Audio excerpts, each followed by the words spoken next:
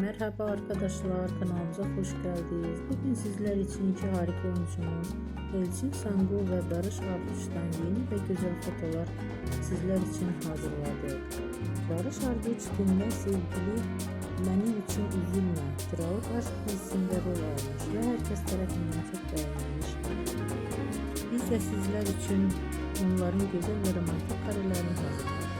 Bu videoların devamlı gelmesini istiyorsanız da kanalımıza